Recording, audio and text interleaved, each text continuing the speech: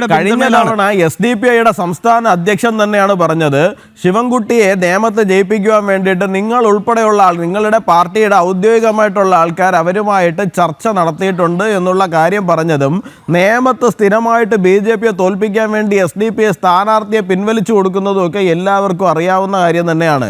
ഇത്തവണ SDPIയുടെ നിലപാട് തിരുവനന്തപുരത്ത് എന്തായിരുന്നു എന്ന് പറഞ്ഞാൽ, ഞങ്ങളെ തെരഞ്ഞെടുപ്പാകുന്ന സമയത്ത് ഈ ഇടതുപക്ഷവും വലതുപക്ഷവും BJPയെ കാണിച്ച് അവർ പലപ്പോഴും ഫേസ്ബുക്കിൽ തന്നെ പോസ്റ്റ് ഇട്ടിട്ടുണ്ട്, BJPയെ കാണിച്ച് പേടിപ്പിച്ചിട്ട് ഞങ്ങളുടെ വോട്ട് വാങ്ങിക്കൊണ്ട് പോവുകയും പരസ്യമായി ഞങ്ങളുമായി സഖ്യം ചെയ്യാൻ മടിക്കുകയും ചെയ്യുന്നുണ്ട്.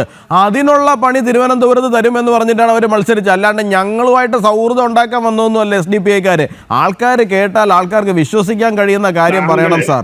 ആൾക്കാർ കേട്ടാൽ ആൾക്കാർക്ക് വിശ്വസിക്കാൻ കഴിയുന്ന കാര്യം പറയണം. നിങ്ങൾ അവരെ പരസ്യമായി തള്ളിപ്പറയുകയും രഹസ്യമായി മാത്രം ആലിംഗനം ചെയ്യുകയും ചെയ്യുന്നത്. ഈ ചില സ്ഥലങ്ങളിലുണ്ടല്ലോ, എന്താണ് ഈ ഇനി ഇങ്ങോട്ട് രഹസ്യമായിട്ട് സംബന്ധം കൂടാൻ വരണ്ട, വരുന്നെങ്കിൽ പരസ്യമായിട്ട് വന്നാൽ മതി എന്ന് പറയുന്ന കാര്യമുണ്ടല്ലോ.